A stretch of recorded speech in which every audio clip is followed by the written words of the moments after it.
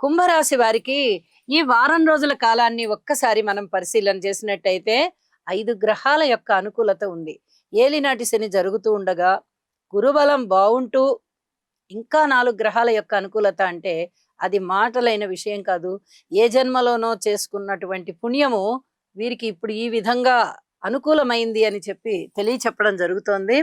తృతీయ స్థానంలో కుజుడున్నారు, చతుర్థ స్థానంలో బుధుడున్నారు, పంచమ స్థానంలో శుక్రాచార్యుల వారు ఉన్నారు. వారితో పాటుగా గురువు గారి సంచారం కూడా ఉన్నది.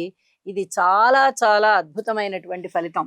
సప్తమ స్థానంలో కూడా చంద్రుని యొక్క సంచారం చాలా బాగుంది. అయితే ఇన్ని 5 గ్రహాలు అనుకూలిస్తున్నాయి అంటే ఏలినాటి శని ప్రభావం ఎటుపోయిందో అటుపోయింది. అంతేకాదు 4వ స్థానం చతుర్థంలో మాతృస్థానం అది. ఈ చతుర్థంలో బుధాదిత్య యోగం పడింది.